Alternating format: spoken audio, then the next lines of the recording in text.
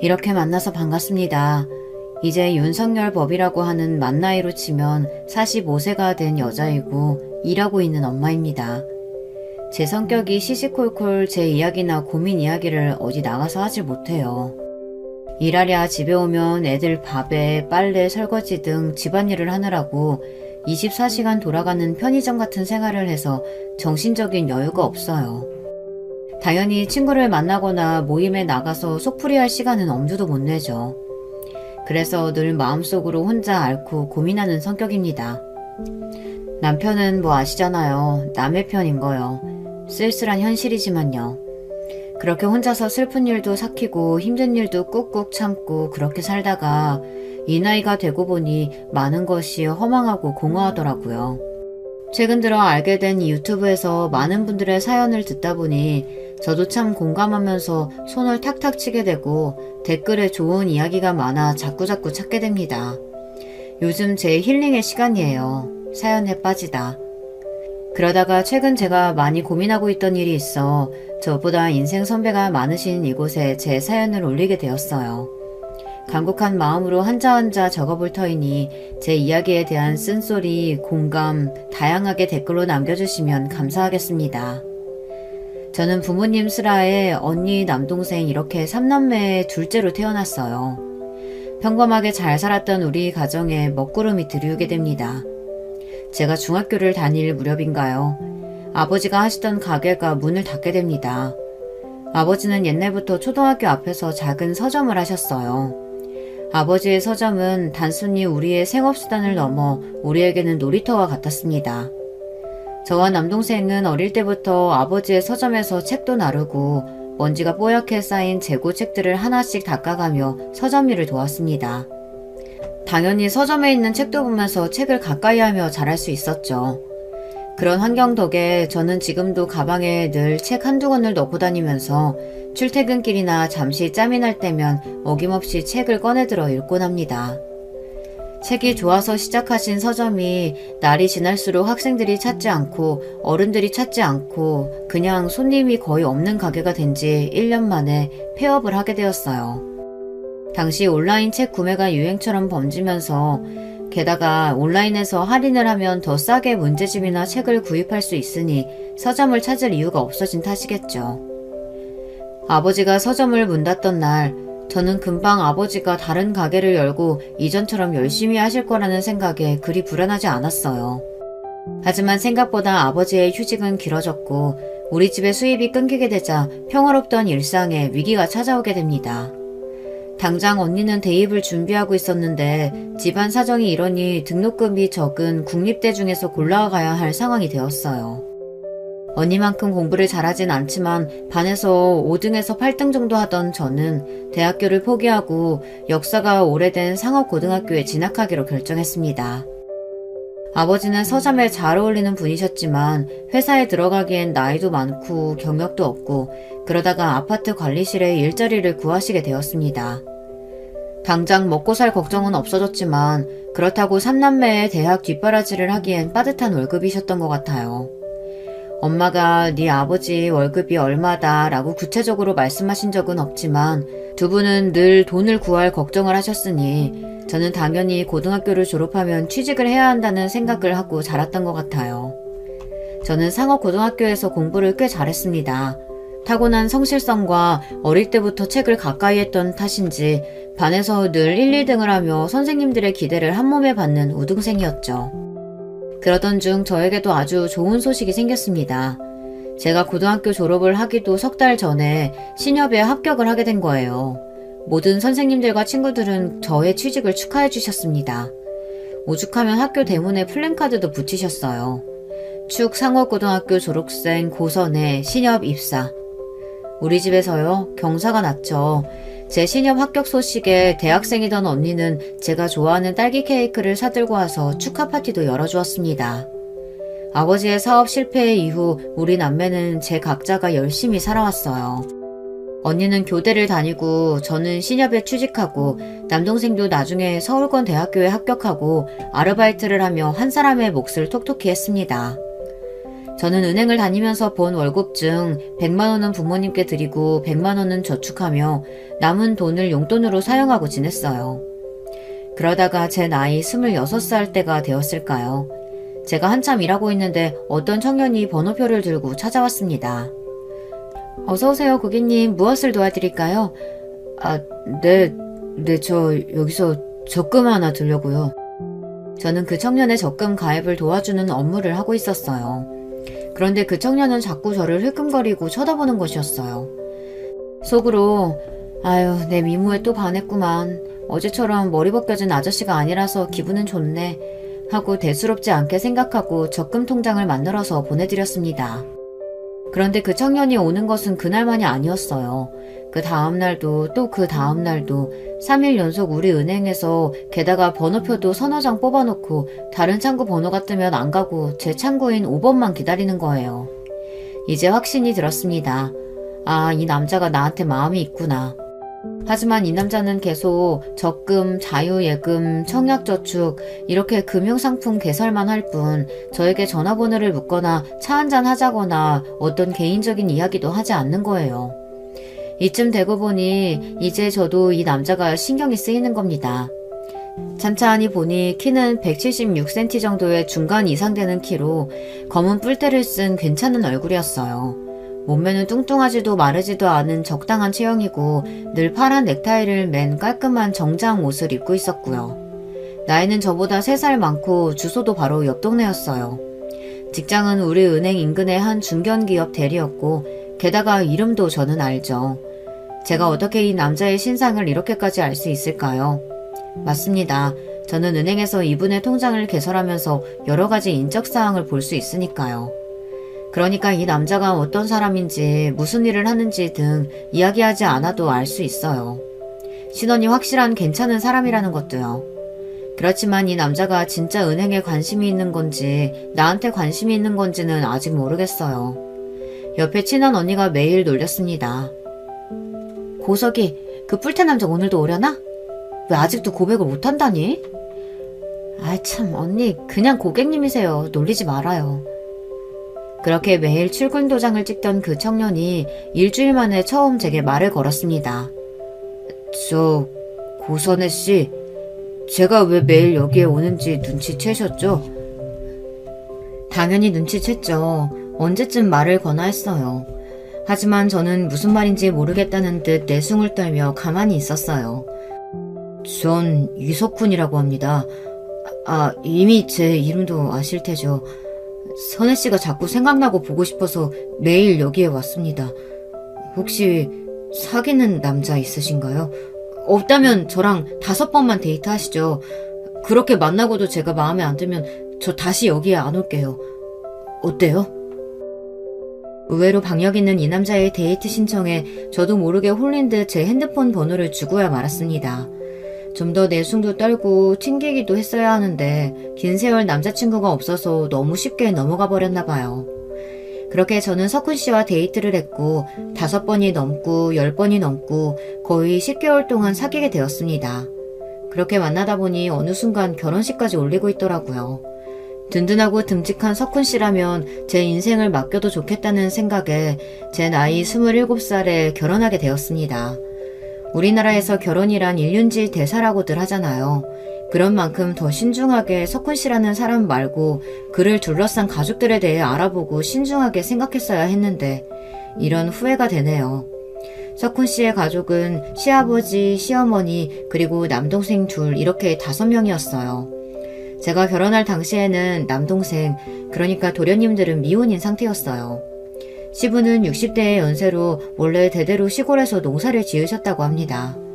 그러다가 10년 전쯤 농사를 짓던 논이 아파트가 지어진다고 해서 평당 50만원씩 보상금을 받으셨다고 해요. 과수원 땅값이 얼마 안 하던 때에 횡재하신 거죠.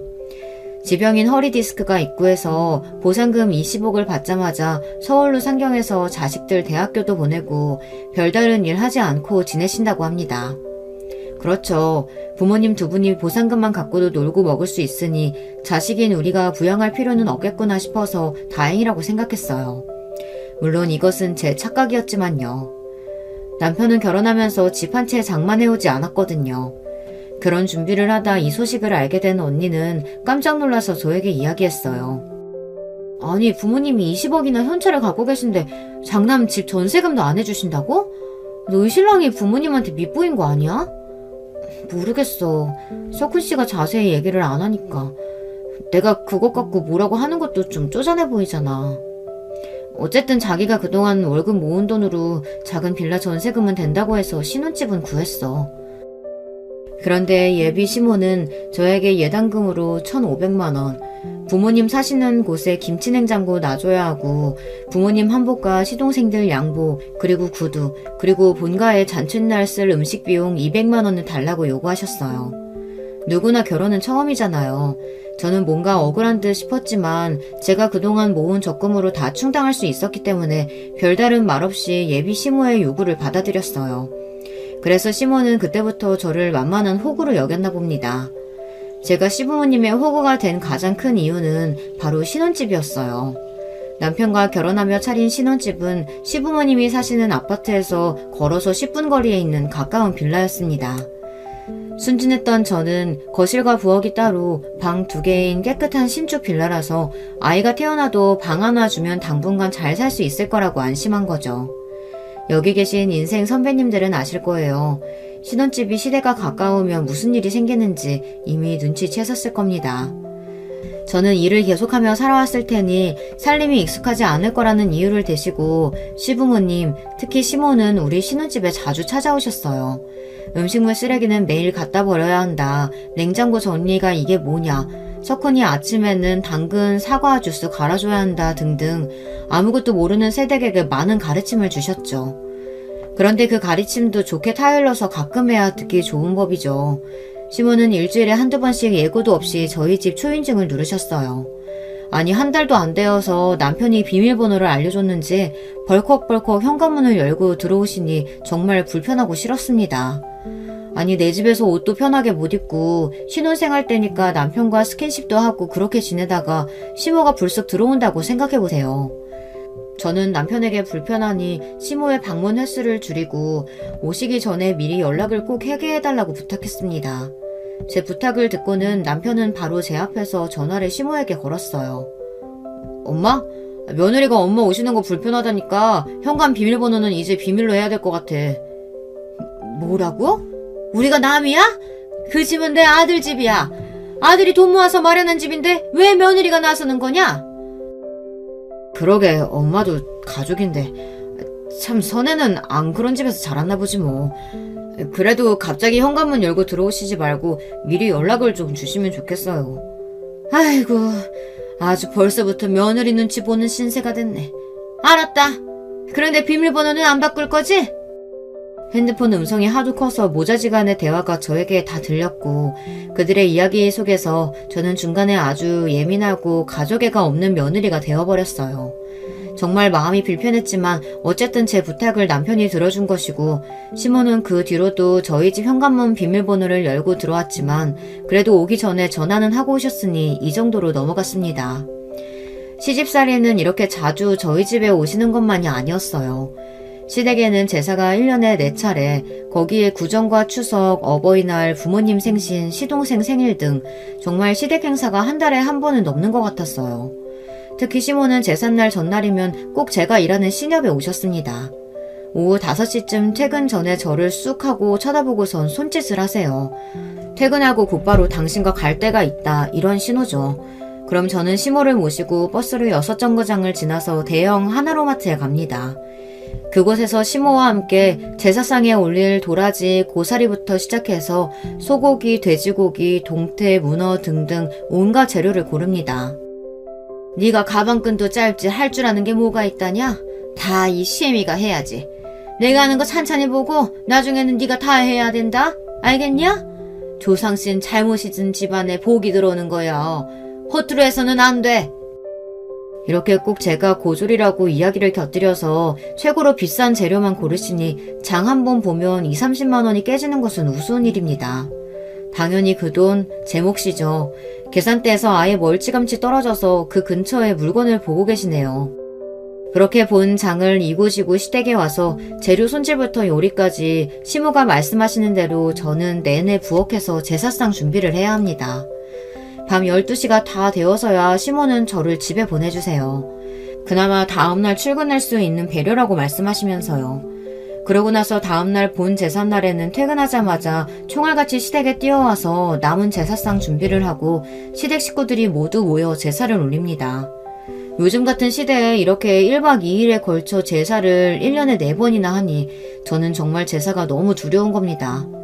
우리 친정집에서도 제사는 명절과 1년에 1번 드렸을 뿐인데 정말 너무한 처사가 아닌가 싶어요. 그나마 제가 위안을 삼는 것은 시모의 불평이었죠. 영감, 내가 언제까지 이 제사 치르느라 골병을 들어야겠어요? 이제 둘째, 셋째 며느리도 들어오고 하면 일할 사람이 셋이나 되니까 그땐 내가 물러나도 되려나? 아니 첫째 며느리가 하는 거 보니까 셋이나 돼도 음식이며 다 내가 가르쳐야 할 것 같아요. 영감, 언제 제사 좀 줄일라오? 언젠가는 제사가 좀 줄겠구나. 그리고 나와 같은 처지에 공감해줄 동서들이 생기는구나 하고 좋은 날이 오기를 기다렸죠. 그렇게 시간이 지나고 결혼한 지 2년 만에 우리 첫째 딸이 태어났어요. 예쁜 딸아이를 안고 병원에 있는데 시부모님이 오셨어요. 그 흔한 꽃다발이나 과일 바구니 등 손에 무슨 선물 하나 없이 말이에요. 아들도 못 낳은 주제에 선물이 가당키나 하겠어? 그래도 애는 순산했다고 하니 다행이네. 나는 말이다, 그 시절에 경북에서 최고로 좋은 여상을 낳았다. 그래도 아들을 셋이나 낳았어. 손자 낳느라 고생한 며느리 앞에서 제일 먼저 꺼낸 이야기가 이 정도예요. 이 말은 제가 두고두고 한이 맺힐 만큼 서운했습니다. 엄마 말이라면 껌뻑 죽는 남편도 이때만큼은 너무했다 싶은지 제 편이 되어주었어요. 아니 진짜 엄마 아빠 빈손으로 오신 거예요? 첫 손주인데 이렇게 예쁜데? 요즘 아들보다 딸이 더 효도하는 거 모르시나? 이놈아, 딸은 무슨 딸? 딸이 우리 제사 챙겨주냐? 모름지기 아들놈을 낳아야 여자가 대접받는 법이여. 알겠어?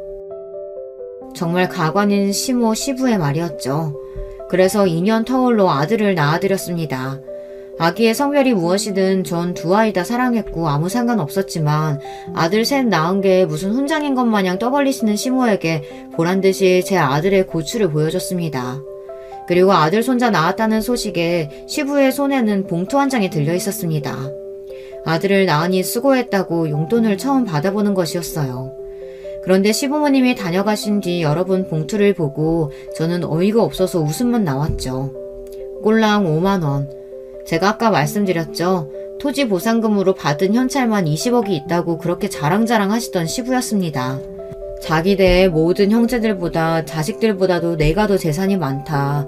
난 빚도 없고 아니 쓸 줄도 모른다. 이렇게 돈 자랑을 입에 달고 다니면서 고작 5만 원이라뇨. 하긴 이후에도 손주들 명절에 고작 10,000원씩 던져주었으니 그것도 봉투도 없이 말이죠. 이런 부분을 보면 정말 예의도 없이 못 배운 집안은 시가인데 왜 맨날 저보고 학벌이 짧다고 타박인지 모르겠어요.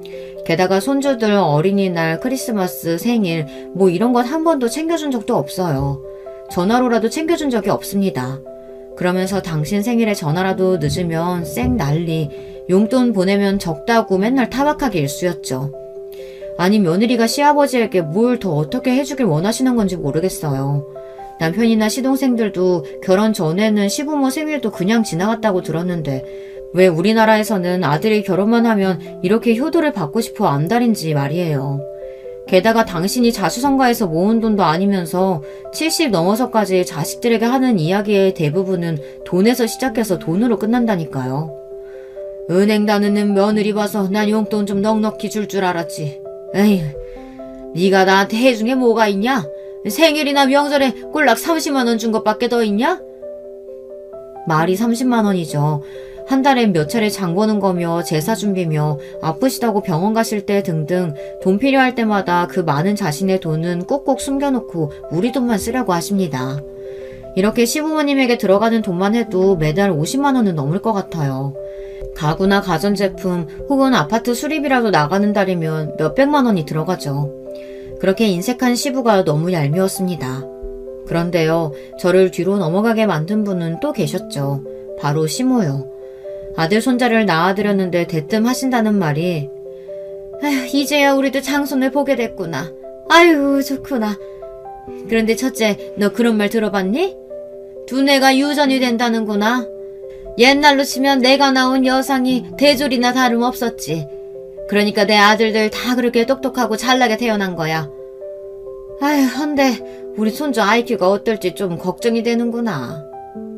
어머님, 지금 무슨 말씀하시는 거예요? 제 머리가 나쁘다고요? 역사가 30년 넘은 여상에서 반 1등 하던 학생이었어요, 제가. 그러니까 그 어려운 금융권에 취업도 한 번에 한 거고요. 그런데 제가 고졸이라고 우리 아들 멍청할 거라는 얘기를 하시는 거예요? 친정 사정만 좋았어도 저 지아 아빠보다 더 좋은 대학 갔을 거라고요. 시무의 얘기가 정말 해도 해도 너무해서 전 이렇게 반박했습니다. 아니 내가 뭐라고 했니? 원 며느리한테 무슨 얘기를 못하겠네. 애들 교육 잘 시키란 소리야.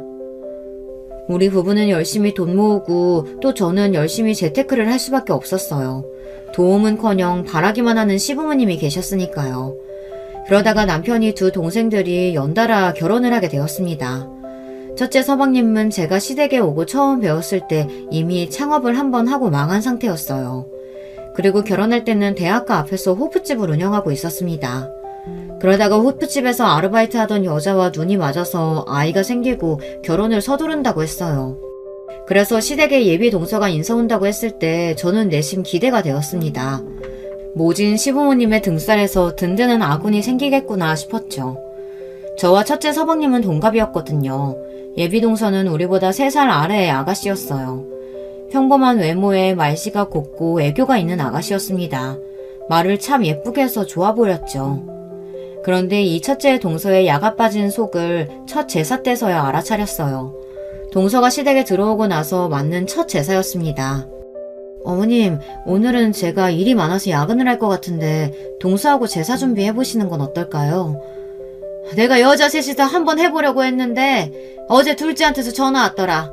아니 친정아버지가 쓰러지셔서 내려가는 길이라고. 어쩌겠냐. 다음 제사에서 가르쳐야지. 동서가 한 명 생겼지만 여전히 제사상 준비를 하는 며느리는 저 혼자였습니다.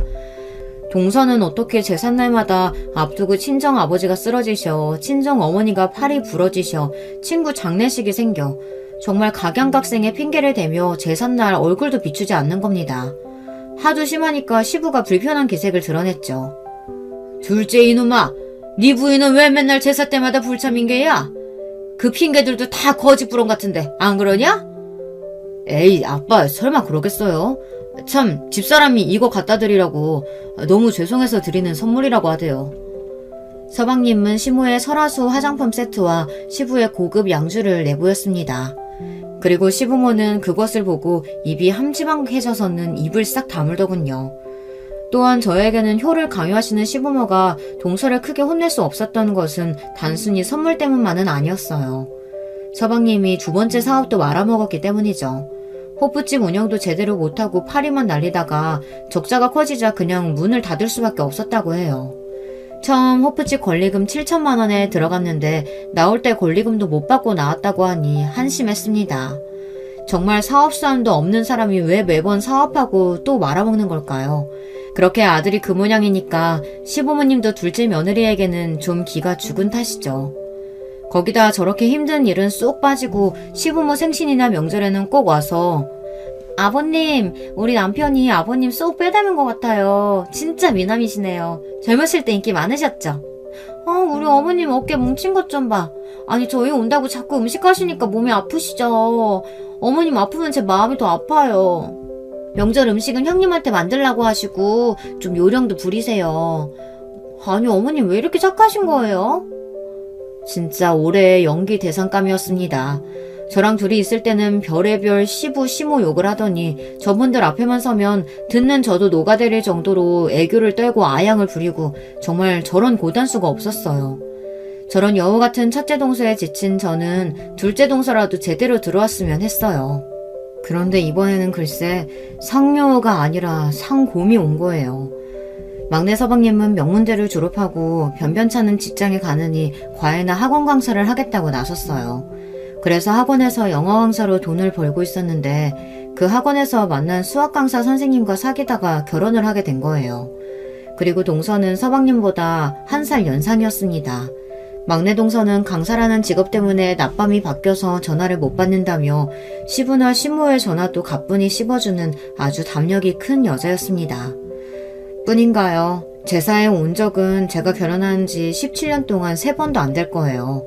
명절이나 시부모님 생신 때 와서도 늘 뚱한 표정으로 가만히 앉아만 있습니다. 우리 시부 아시잖아요. 결혼해서 17년간 그 입에서는 돈소리가 아니면 말이 안 나오거든요. 그럼 막내 동서는 조용히 입 다물고 듣고 있다가 아버님 손에 봉투 하나 쥐어주고 자리를 일어나 버립니다. 그 봉투에는 한 50만 원쯤 들어있는 모양이에요.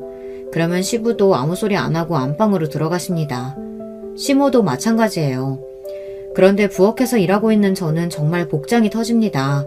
형님 동서를 떠나서 같은 여자로서 누가 부엌에서 고생하고 있으면 그래도 함께 일을 돕겠다는 신용이라도 하는 게 정상이 아닌가요? 이 막내 동서는 이 집에 부엌이라는 곳이 있는지도 모르겠다는 듯이 거실 소파와 북박이로 앉아서 TV만 보고 있습니다. 답답한 마음에 제가 부엌에서 같이 일 좀 하자고 이야기하면 저 과일 안 먹는데요? 과일 안 깎아봤어요. 저 설거지 못하는데요.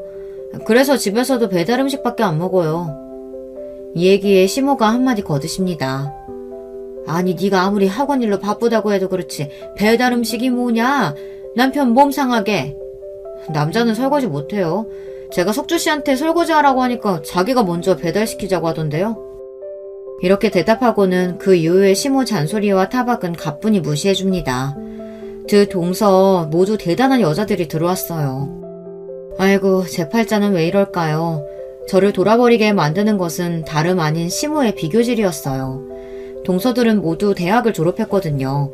특히 막내 동서는 스카이라고 하는 명문대를 졸업했어요. 이제 시모는 가만히 있다가도 역시 배운 사람은 달라. 아니 둘째가 어쩐 일로 이번 생일에 제주도 여행을 보내주겠다네? 사람이 한 번씩 여행으로 기분 내면서 살아야 하는 걸 아는 게지. 그런데 너는 괜찮니? 우리 집에서 대학 못 나온 건 너 하나뿐인데 걔네가 너 따돌리고 그런 건 아니겠지? 저는 정말 분통이 터졌어요. 사람이 인성과 재능을 갖추면 되지 학벌이 그렇게 중요한가요? 이번에 오송 지하차도에서 여러 생명을 구하신 분도 14톤 화물 기사였어요. 배움이 짧더라도 자기 일 묵묵하게 하며 구슬땀 흘리는 좋은 분들이 많은 세상이잖아요. 이 집에서 저만큼 집안 대소사 챙기는 사람도 없고요. 저 신협에 20년 넘게 다니면서 차장 달고 월급이 웬만한 대기업 차장급 저리가라입니다. 둘째 서방님과 부대찌개 집 하는 동서나 학원에서 애들 가르치는 일밖에 안 해본 동서, 그 누구에게도 지지 않을 연봉과 사회적 지위가 있는 사람이라고 자부해요. 그런데 왜 시부모님 앞에서는 영원히 고졸이고 영원한 약자일까요? 저도 이제 나이 먹을 만큼 먹었고 애들도 중고등학생으로 컸습니다. 직장에서는 이제 은퇴 압박이 있을 만큼 고참 관리직으로 있어요. 저처럼 애들 키우며 오래 다니는 여직원은 거의 없을 정도로 독하게 직장에서 살아남았습니다. 더 이상은 시댁에서 시모처럼 학벌 취급당하는 인생 살고 싶지 않아졌어요. 그러던 어느 날 저의 분노와 인내심을 터뜨려버린 사건이 생기고 말았습니다. 어버이날을 맞아서 어머님 음식 준비 쉬시라고 출장 뷔페 음식을 시댁에 시켜놨어요. 그리고 퇴근 후 남편과 애들을 데리고 시댁에 갔습니다. 웬일인지 시댁에는 둘째 서방님네가 먼저 와 있었어요. 저는 옷을 벗고 출장 뷔페 음식을 세팅하다가 부엌 옆 작은 방에서 대화 소리를 듣게 되었습니다. 대화하는 사람은 동서와 시부였어요. 아버님, 지금 부대찌개 집도 망할 것 같아요. 아범이 자기는 이런 식당과 안 어울린다면서 이번에는 스크린 골프장을 알아보겠대요. 스크린 골프장이 참 유망해요, 아버님. 다 좋은데 사업 자금이 좀 많이 필요해요. 어떻게든 도와주실 거죠? 아이고, 그놈은 좀 진득하게 하라고 했더니 얼마가 필요한데? 한 3억 정도요. 뭐라? 아유, 그런 돈은 없다. 아니, 지난번 부대찌개 차릴 때도 내가 1억 5천만 원 주지 않았냐? 그리고 너 들어오기 전에 그 호프집도 권리금 7천만 원은 내 돈이었어. 그놈이 그걸 홀라당 말아먹고 말았지만 그냥 지금 부대찌개집 잘 해보라고 해, 응? 아버님이 안 주시면 저희 사채비나 알아볼 거예요. 방법이 없어요, 방법이. 그렇게 아버님은 서방님네에 3억을 약속하신 겁니다. 아니, 세상에 이런 일이 있습니까? 지금까지 살면서 시부모님이 우리 부부에게 주신 돈은 아들 낳았을 때 받은 5만 원이 다였습니다. 우리 애들은 어떤가요? 손주라고 학교 졸업 입학할 때 변변찮은 선물도 받은 적이 없습니다. 늘 우리 지갑에서 당신들 필요로 하는 것을 뽑아갔죠. 그런데 서방님네에는 사업 자금을 7천만 원, 1억 5천만 원, 이제는 2억까지 약속했습니다. 같은 자식이 아니었어요. 나와 남편은 호구였고 진짜 자식은 둘째네였죠. 일단 못 들은 척하고 있는데 막내 서방님네가 시댁에 와서 시부모님에게 인사를 했습니다. 그리고 가족들이 모여 앉아 있었어요. 저는 아직도 억울함, 그간의 한 분노를 삭히지 못하고 안절부절하며 겨우 자리를 지켰습니다. 마음 같아서는 모두 다 뒤집어 엎어버리고 싶었지만 얘기하기 적당한 때를 기다리자며 참았어요. 셋째 동생은 시모에게 버버리 핸드백을 안겨드리고 시부에게는 골프채를 선물했습니다. 그 가증스러운 얼굴로 아양을 떨면서 말이죠. 막내 동서는 시모와 시부에게 각각 파란색 봉투를 드렸습니다. 두툼한 모양이 아마 50만 원 이상은 들어있는 모양이었어요. 그리고 저는 흰 봉투에 넣은 상품권을 시모에게 드렸습니다. 시부와 시모는 제가 드린 봉투를 열어보더니 혀를 끌끌 찼습니다. 네가 지금 나를 무시하는 게냐? 내가 평소에 30만 원은 부족하다고 말했을 텐데 이번에도 상품권 30만 원? 오늘 이 집 차린 출장 뷔페 음식값만 30만 원 들은 건 알고 말씀하시는 거예요? 아니, 이게 어디서 시아버지한테 눈을 치켜두고? 이래서 못 배우냐는 안 되는 거야. 그리고 바로 상품권을 찢더니 그 조각을 제 얼굴에 던져버린 것입니다. 감히 어디다 대고. 이제 얼굴도 보기가 싫어졌어요. 그대로 일어나서 아이들에게 집에 가자고 했습니다. 어서 이 거지 같은 소굴에서 나갈 생각 말고는 아무 생각도 들지 않았어요. 애들을 데리고 집에 오자마자 찬물 몇 번을 연거푸 마셔댔습니다.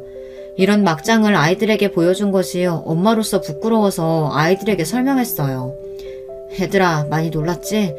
엄마가 그동안 너희 친가댁에 쌓인 한이 많았는데 오늘 그게 폭발해버렸단다.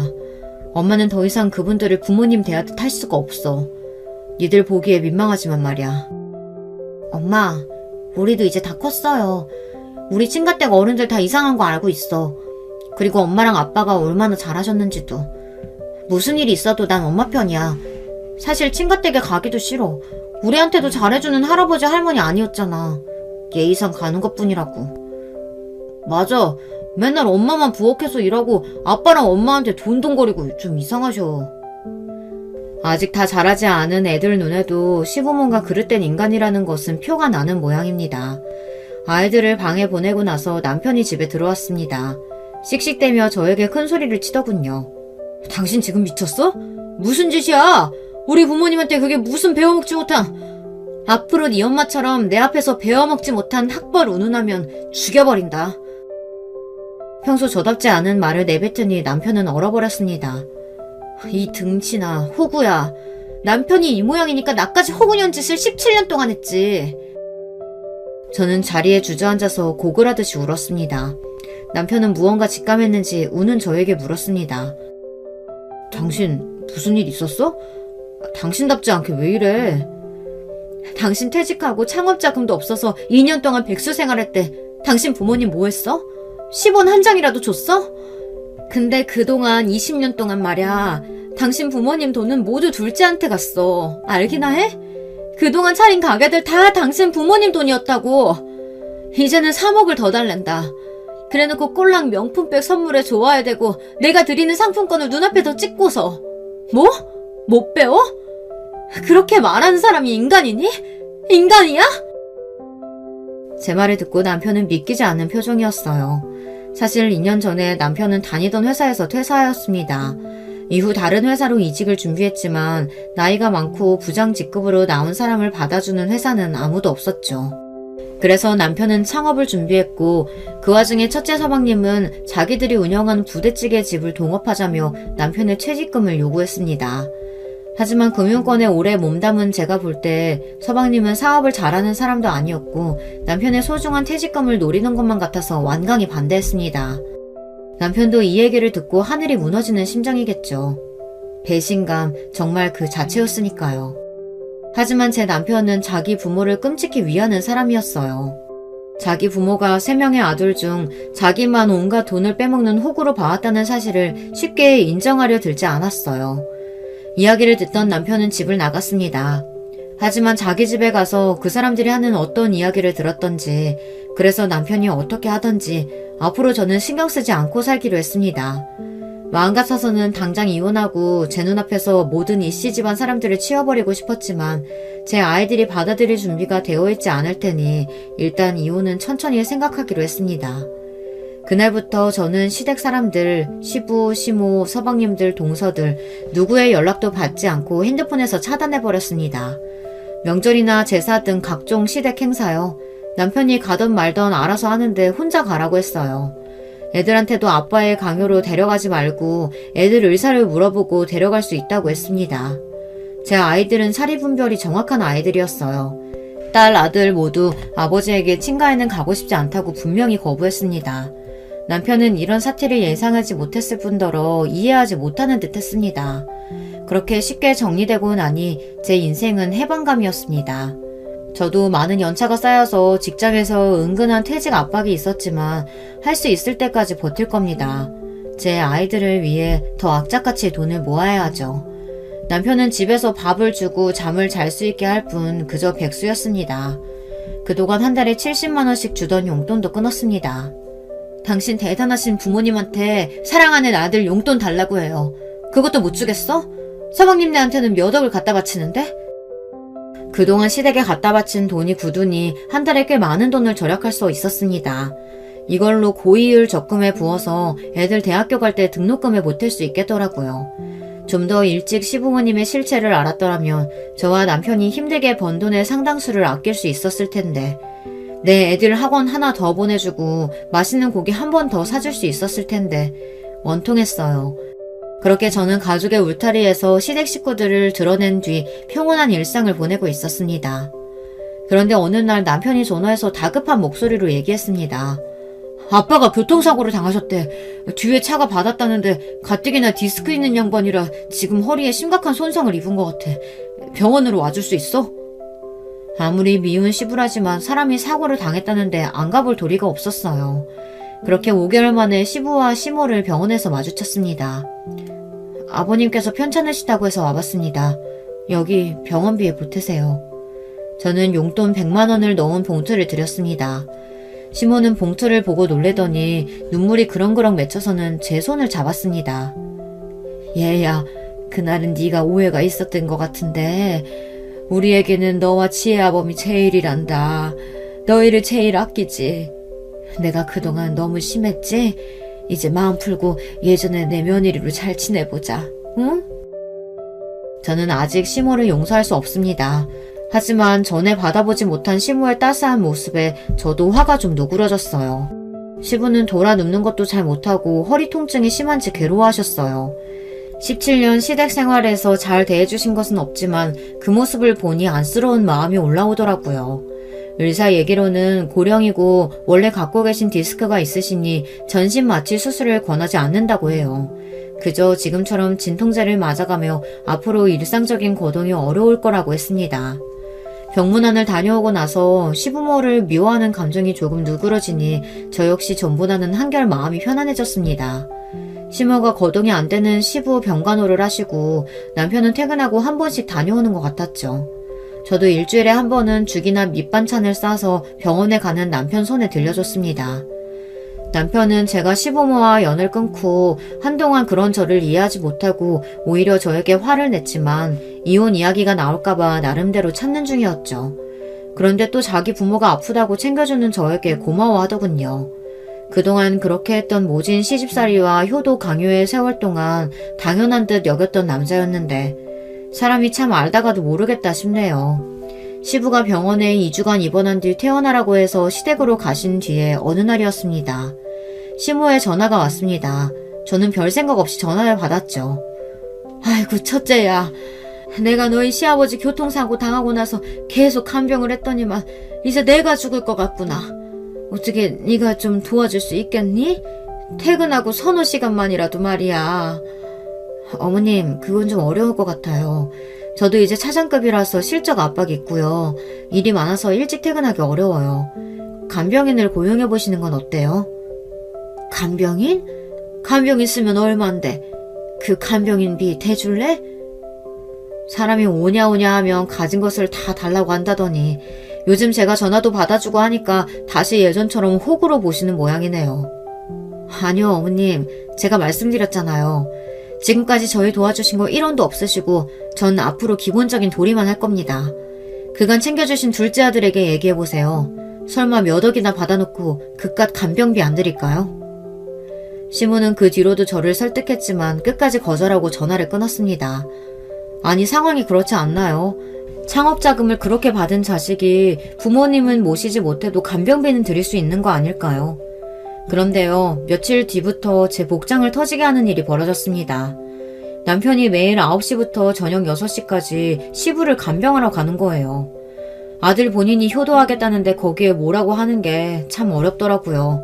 하지만 이 시부모는 퍼주는 아들 둘이나 있건만 또 첫째에게만 효도를 강요하고 있고 등신같이 그것을 따르는 남편을 보고 있자니 너무너무 답답했습니다.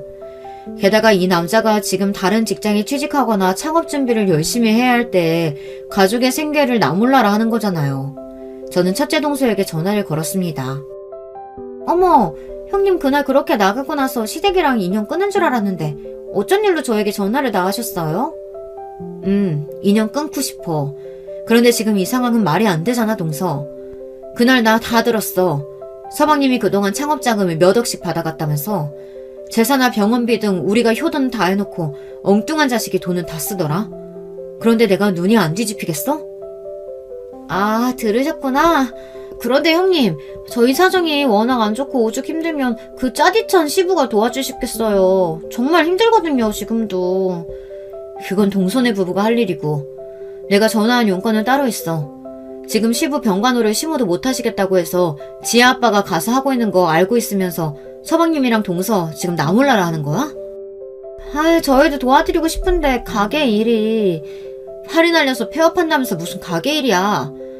딴 말 없어. 간병에 쓸 거니까 새 아들이 나눠서 내도록 해.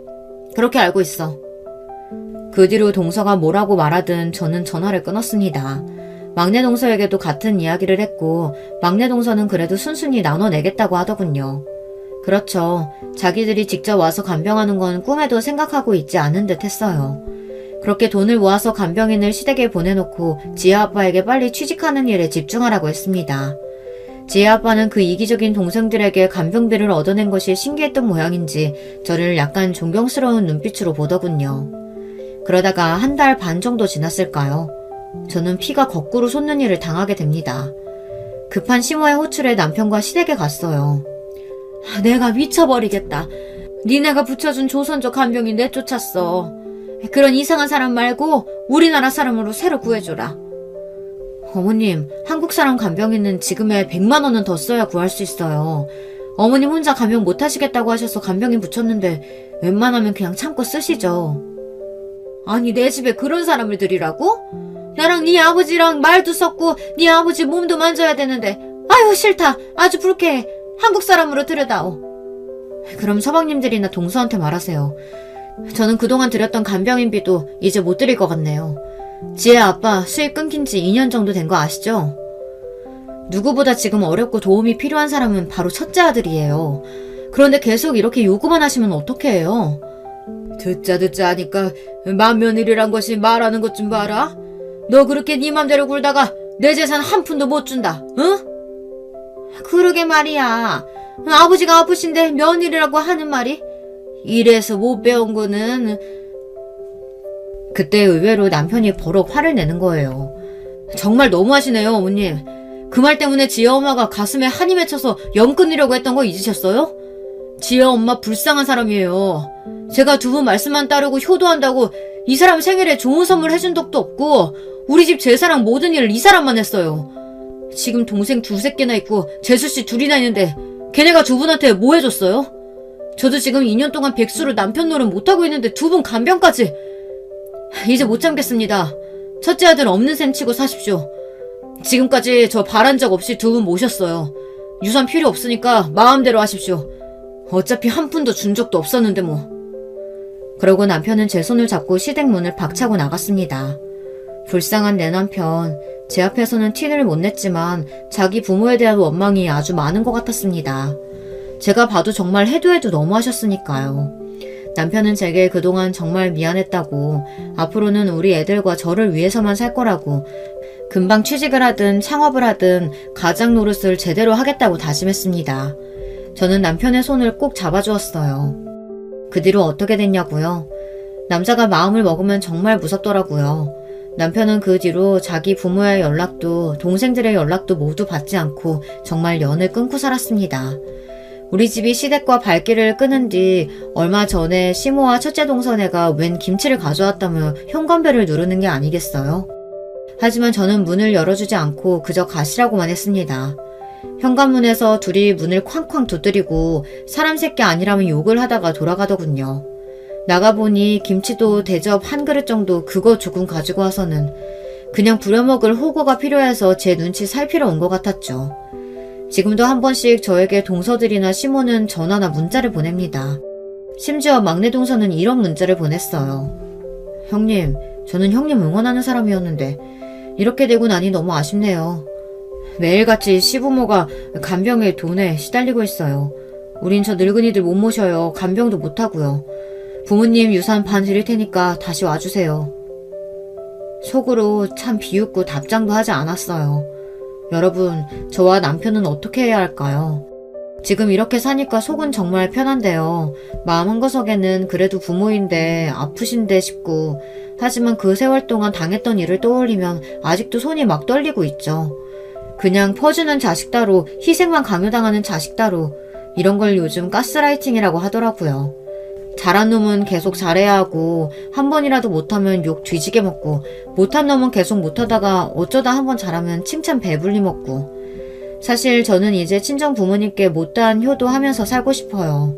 그리고 그 시모의 지겨운 학벌 타령, 그것 때문에 저까지 학벌 콤플렉스가 생길 것 같아요.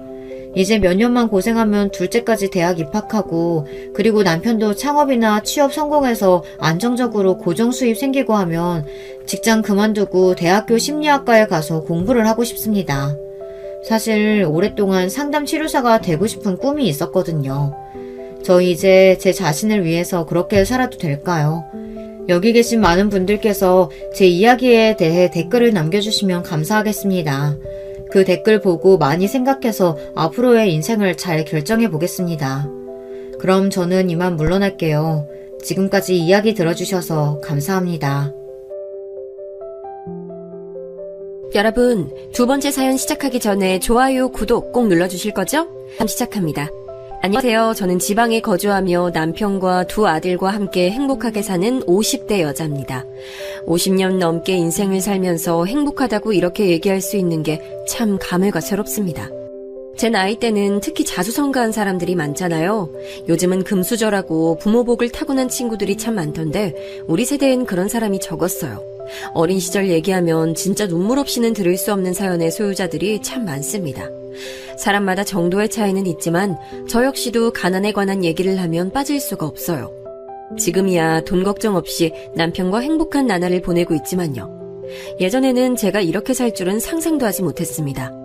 저는 지금은 광역시에서 살고 있는데 고향은 옆에 있는 작은 지역이에요. 인구가 10만도 채 되지 않는 아주 작은 곳이고 지금도 발달이 그렇게 많이 되진 않았습니다. 심지어 제가 지역 이름을 말하면 처음 듣는 사람도 많더라고요.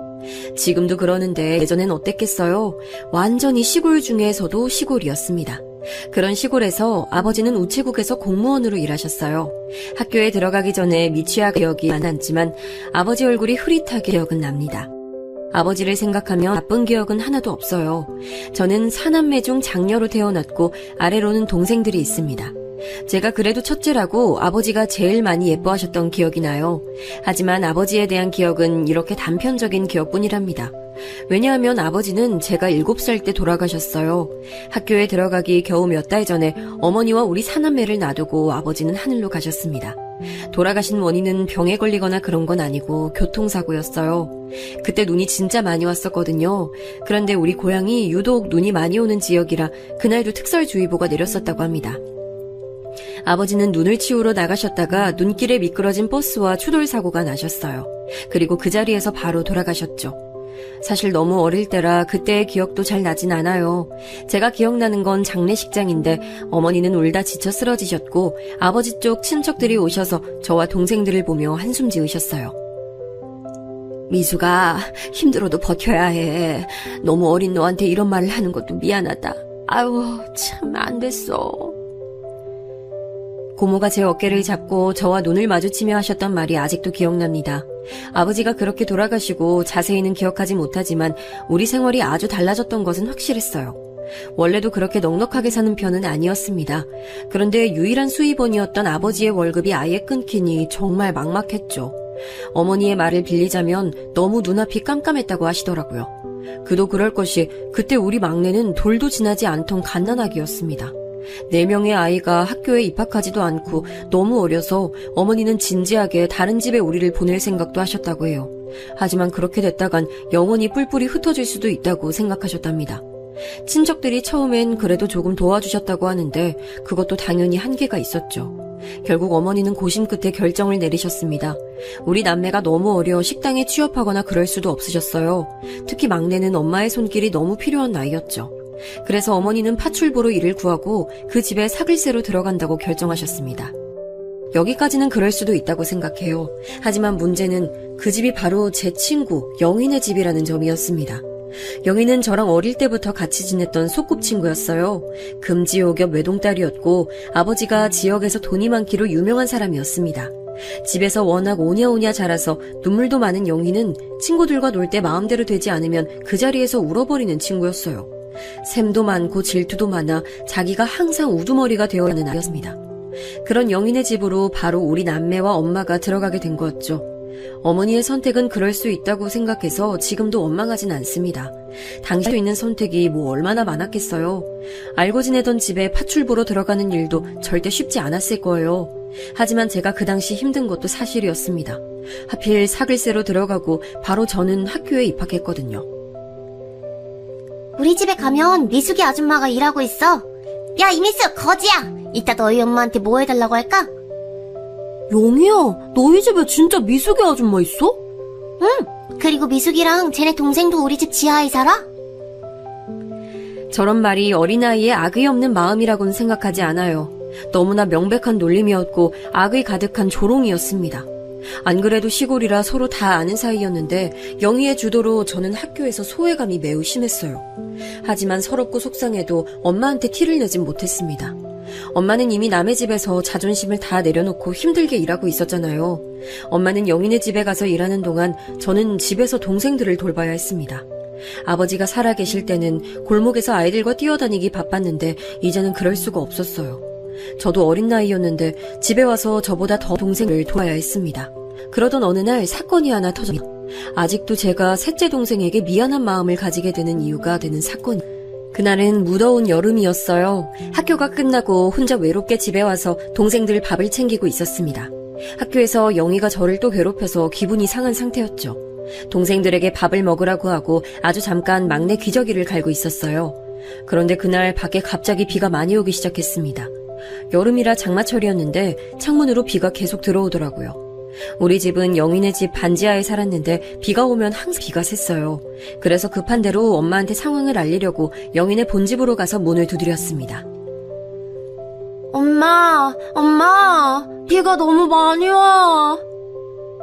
얘, 너 지금 여기가 어디라고 오는 거야? 내가 우리 집 오지 말라고 했지? 너희 집으로 돌아가! 아휴, 미수가 왜 그래? 사모님, 죄송해요. 영희네 아줌마는 저를 포함한 우리 동생들이 자기 집에 오는 것을 극도로 싫어하셨어요. 그래도 몇 년 전에는 자기 딸과 친구였는데 말이에요. 그래서 엄마는 제가 영희네 집에 가면 항상 돌려보내셨죠. 그런데 그날은 비가 와서 진짜 창문으로 물이 계속 들어오는 상황이었어요.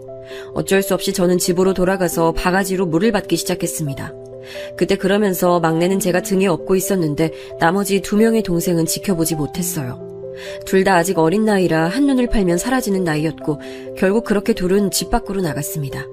다행히 둘째 동생은 집 앞에서 바로 발견했는데 문제는 셋째 동생이었어요. 상철아, 어디 간 거야? 아, 상철아. 그렇게 온 동네를 막내를 업고 둘째 동생의 손을 잡고 돌아다녔어요. 비가 너무 많이 와서 나중엔 앞이 제대로 보이지도 않았습니다. 그렇게 엉엉 울며 돌아다니다 결국 셋째 동생을 발견했어요. 동생은 발을 헛디뎌서 동네 고랑에 빠져 있었습니다. 아직 몸이 작은 4살이었고 비가 많이 와서 그대로 발이 빠졌던 거였어요. 주변 어른들의 도움으로 겨우 빼냈죠. 겨우 동생들을 이끌고 집에 왔는데 엄마가 우리를 애타게 찾고 계셨어요. 엄마를 보자마자 눈물이 나왔습니다. 비에 홀딱 젖어 몸은 으슬으슬 춥고 동생들도 상태가 말이 아니었거든요. 제일 문제는 셋째 동생이었습니다. 발을 헛디뎠는데 그대로 심각하게 발이 다쳤거든요. 이 사건으로 인해 동생은 평생 발을 절게 됐습니다. 엄마는 제 잘못이 아니라고 계속 말씀하셨는데 저는 동생이 잘 걷지 못하는 모습을 볼 때마다 제 탓이라고 느껴졌어요. 안 그래도 속상한데 시간이 지나면서 동생이 학교에 들어가고는 제 속상함이 더 커졌습니다. 거지 새끼들. 야, 네 동생은 제대로 뛰지도 못하지? 너희 집 돈 없어서 못 고치는 거지? 그런 거 아니야. 동생한테 그러지 마. 내가 없는 말 했어? 거지 새끼가 말이 많아. 너 그러면 쫓아낸다. 우리 엄마한테 이를 거야. 영희는 동생들이 학교에 입학하자 놀림 수위가 더 심해졌어요. 영희가 저러는 이유는 사실 따로 있었습니다. 준우라는 동네 소꿉친구가 있었어요. 영희랑 준우와 저는 어릴 때 같이 골목을 뛰어다니며 놀던 친구 사이였습니다. 그런데 영희는 준우를 좋아하고 준우는 저를 좋아했어요. 제가 학교에서 소외당하고 또 저랑 친하게 지내면 영희가 그 친구도 괴롭혔거든요. 그래서 자발적으로 혼자 다니고 그랬는데 그런 저를 유일하게 챙겨주던 사람이 준우였습니다. 영희 너 그만해. 왜 자꾸 미숙이 그렇게 괴롭히는 거야? 내가 뭘 얼마나 괴롭혔다고 그래. 너야말로 왜 자꾸 미숙이만 감싸? 네가 맨날 미숙이한테 그지새끼라고 하잖아. 친구 사이에 그러면 어떡해. 준우는 영희에게 유일하게 그러지 말라고 말하는 친구였어요. 저는 그런 준우가 얼마나 고마웠는지 모릅니다. 하지만 준우가 그럴수록 영희의 괴롭힘은 날이 갈수록 심해졌어요. 그런 괴롭힘은 중학교에 가서 더 심해졌습니다. 더군다나 영희와 제가 다녔던 중학교는 여자 중학교라 준우가 저를 더 막아줄 수도 없었죠. 영희에게 거지라고 노골적인 괴롭힘을 당할수록 저는 서러운 마음이 들었습니다. 그러면서 나중에 내가 돈을 많이 벌어야겠다고 생각하는 계기가 됐어요. 학교에서 혼자 다니는 게 편했던 저는 도서관에 많이 갔습니다. 거기서 책도 읽고 공부도 하고 그랬던 기억이 나요. 동생들이 크면서 제가 예전처럼 다 돌보지 않아도 되니 편했습니다. 엄마는 항상 저에게 고맙고 미안하다고 말씀하셨어요. 사글세로 살게 된 이유도 돈이 없었기 때문이거든요. 더군다나 자식이 넷이나 있으니 누가 반기겠어요. 영희네 집은 아버지가 장손이고 집안의 중요한 인물이었나 보더라고요. 그래서 친척들이 정말 많았어요. 영희네 아줌마는 제가 자기 집에 오는 걸 싫어했는데 유일하게 허락했던 때가 바로 명절이나 제사였어요. 그때는 제가 와서 자기 집안일을 도울 수 있으니 그랬습니다. 지금 생각해도 못됐다고 생각하는데 바로 그렇게 요리하면 절대 저와 우리 동생들이 못 먹게 했어요. 얘, 너 그거 집에 가져갈 생각도 하지 마. 알겠어? 맛있는 건 다 우리 집 음식이야. 너희는 이런 소중한 음식 넘보면 안 돼. 영희야, 여기 와서 갈비 먹어. 네. 미숙이 넌 거지라서 이런 거 못 먹어봤지? 네. 엄마 너무 맛있다. 사모님은 저한텐 먹지 말라고 하면서 영희는 항상 불러서 제 앞에서 음식을 먹이셨어요. 그러면 영희는 와서 보란듯이 맛있게 먹었죠. 그 광경을 보고 배가 고파 입맛을 다셨던 적이 한두 번이 아닙니다. 엄마는 또 영희네 집에서 김장을 매년 하셨어요. 영희네 아줌마가 친척들에게 나눠준다고 많은 양을 했기 때문에 매번 겨울마다 그렇게 고생하셨습니다. 그런 모습을 지켜보며 저는 제가 꼭 성공해야겠다는 다짐을 했어요. 그러던 어느 날 엄마도 어느 순간 제가 영희에게 학교에서 괴롭힘을 받는 사실도 알게 되셨습니다. 미숙아, 아까 시장 갔다가 내가 무슨 소리를 들었는데 너 다친 거 그거 영희가 밀어서 그런 거라며. 왜 엄마한테 얘기를 안 했어? 엄마 속상할까봐 그랬어. 미안하다. 엄마가 진짜 너무 미안해. 아니야, 엄마. 난 괜찮아.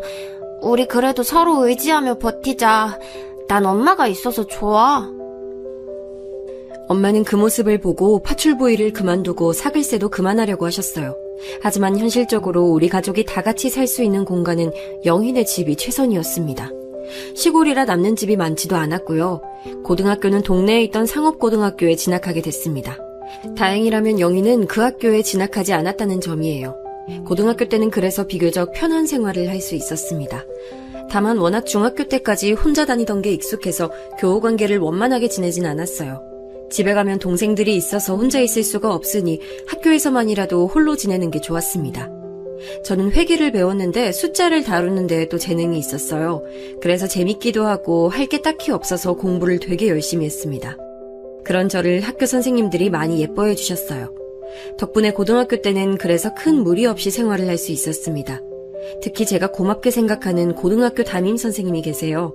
3학년 때 담임 선생님이신데 우리 집 가정 형편을 잘 알고 계셨어요. 미숙이는 진짜 선생님이 봐도 대단해. 동생들 돌보느라 힘들지? 지금 이렇게 공부하는 게 나중에 다 돌아올 거야. 이렇게 열심히 살면 절대 배신 안 해. 선생님은 저와 비슷한 가정환경 속에서 자라셨다고 해요. 그래서 유난히 저를 예뻐하셨고 도움도 많이 주셨습니다. 이 담임 선생님 덕분에 저는 졸업과 동시에 취업도 하게 됐어요. 다만 그 취업 자리가 제가 살던 고향이 아닌 바로 옆에 있던 대도시에 있다는 게 걸리긴 했습니다. 하지만 너무 좋은 조건이라 저는 영희네 집에서 나오게 됐어요. 안 그래도 영희네 집에서 동생들과 사는 집이 작았는데 저 혼자 살게 될 곳은 더 작았습니다. 고시원에서 살았기 때문에 제가 누우면 방이 꽉 차는 크기였어요. 회사는 중견기업이었는데 탄탄한 회사였습니다. 공장이 있는 제조업 회사였는데 저는 거기서 회계 일을 했었어요. 워낙 성격이 조용한 편이고 또 꼼꼼해서 시키는 일을 다 했습니다. 나중에 알게 된 사실인데 그때 텃세도 있었다고 하더라고요. 그런데 영희 덕분에 소외감과 외로움을 아주 어릴 때부터 알았던 저는 전혀 모르고 지나갔습니다. 그렇게 회사 일을 하며 퇴근하고 같이 회식도 하고 놀러 다니기도 했어요. 그러면서 월급을 받으면 제가 쓸 돈을 제외하고 죄다 엄마에게 보내줬어요. 동생들은 아직 학생이라 돈이 들어갈 곳이 많았거든요. 직접 돈을 벌어보니 느끼는 바가 많았습니다. 어릴 때는 막연하게 돈을 벌게 되면 좋을 것 같았어요. 그런데 직접 돈을 쓰게 되니까 더 바라게 되더라고요. 워낙 가난하게 자라서 쓸 줄도 몰랐던 저는 차곡차곡 모으기 시작했습니다. 돈 때문에 하도 서러웠던 일이 많아 일단 모으고 받은 거죠. 그렇게 돈을 모으는 재미에 빠지게 됐습니다. 돈을 모으는 것과 별개로 회사 생활을 하며 저는 연애도 시작하게 됐어요. 준우가 저를 좋아했던 것은 알아도 연애까지 이어지진 않았거든요. 그런데 회사에서 어떤 직원과 친해지게 됐습니다. 저보다 4살 많았던 그 직원은 딱 봐도 잘생기고 키가 컸어요. 적극적인 구애에 넘어가 사귀게 됐는데 성격도 아주 좋았습니다. 제가 집안 사정을 일부러 처음부터 말했는데 전혀 개의치 않는 태도를 보였어요. 그 모습을 보고 오히려 더 사랑에 빠지게 됐습니다. 그렇게 제 첫 남자친구는 지금의 남편으로 이어졌어요. 사실 결혼 생각이 전혀 없었던 저는 남자친구의 프로포즈를 받고 당황했습니다. 내가 오빠한테 우리 집안 사정 다 얘기했던 것 같은데 그래도 괜찮아? 무슨 상관이야. 사람이 좋으면 된 거야. 그렇게 저는 남편과 결혼하게 됐는데 반전이 있었어요.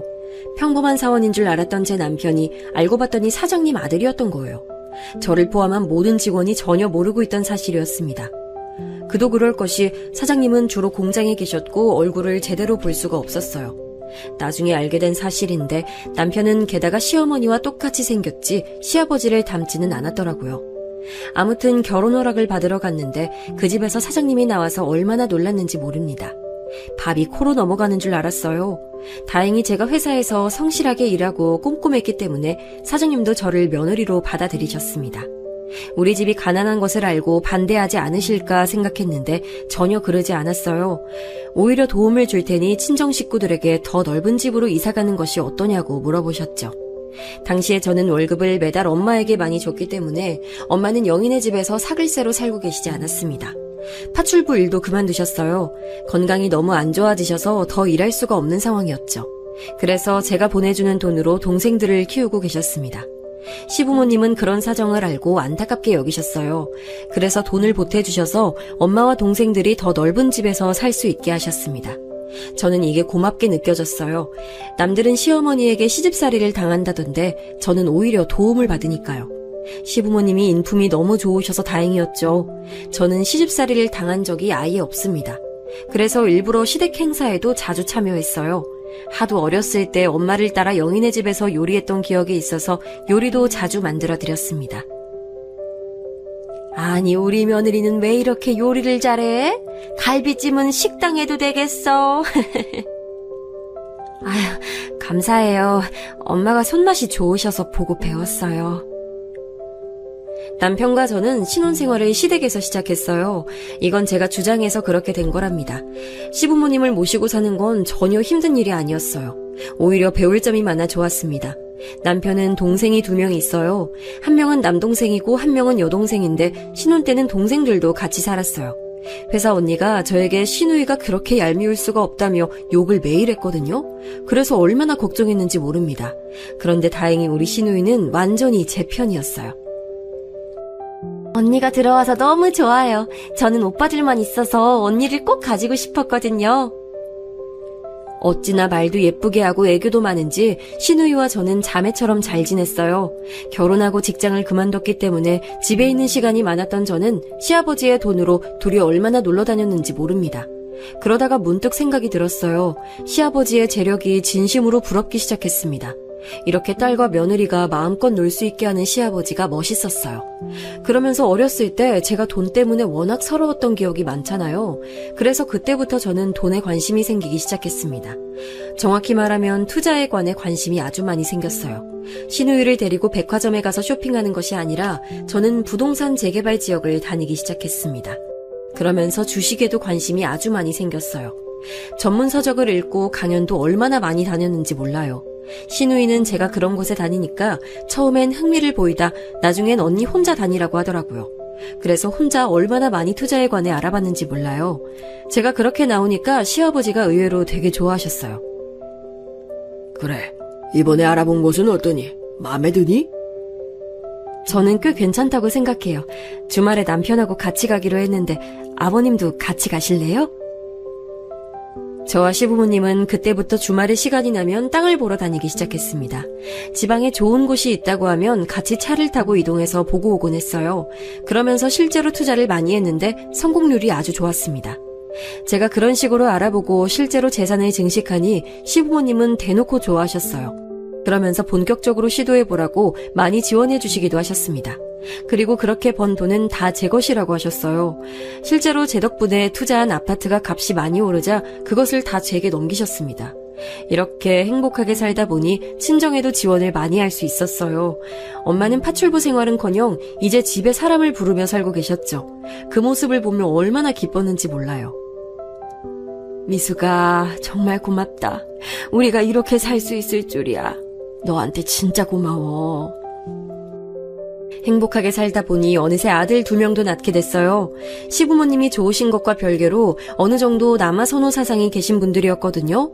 제가 2명이나 아들을 낳으니 많이 기뻐하셨습니다.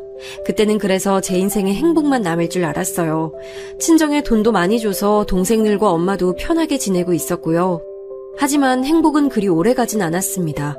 왜냐하면 시부모님이 갑자기 돌아가시게 됐어요. 언니, 어떡해요. 언니 지금 오빠랑 빨리 병원으로 와주세요. 어떡해.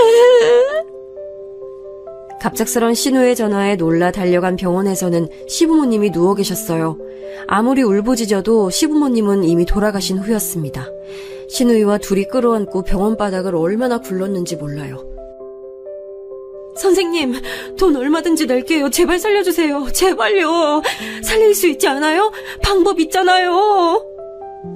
저는 너무 간절한 마음에 의사를 붙잡고 울었지만 이미 돌아가신 시부모님은 살아오지 않으셨습니다. 시부모님은 우리 아버지처럼 교통사고로 돌아가셨어요. 운전하고 집에 돌아오시다가 음주운전차와 사고가 났습니다. 워낙 저한테 잘해주셨던 분들이라 눈물이 멈추질 않았어요. 시부모님을 보내고 나서 현실적인 문제도 있었습니다. 바로 시아버지가 회사를 운영하셨으니 그걸 물려받을 사람이 필요했어요. 그런데 운명의 장난처럼 도련님은 체육을 전공해서 운동선수로 생활하고 있었고 시누이는 무용을 전공하고 있었습니다. 회사 생활을 해본 사람이 남편이 유일했어요. 일하면서 회계를 만져본 경험이 있으니 저도 발벗고 나서게 됐습니다. 이 과정에서 도련님과 아가씨는 본인들은 딱히 회사에 큰 관심이 없다고 손을 뗐죠. 아무리 그래도 아버지가 운영하던 회사잖아요. 그런데 운영이 어려워 보인다며 저와 남편에게 모든 걸 맡기더라고요.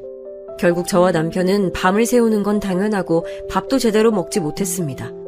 저는 아이들이 그때 유치원생이었는데 제대로 얼굴을 보지도 못했어요. 그게 아직도 미안할 정도로요. 코피가 터지는 것도 나중엔 놀라지 않게 됐습니다. 남편과 제가 가까스로 부도가 나고 운영에 차질이 생기지 않게 노력했더니 다행히 회사는 시아버지가 운영하던 것보다도 훨씬 커지게 됐어요. 직원을 오히려 더 뽑을 지경이 됐죠. 어렸을 때 가난해서 비가 오면 물을 퍼내기 바빴던 제가 이렇게 사장님 소리까지 듣다니 감회가 새로웠습니다.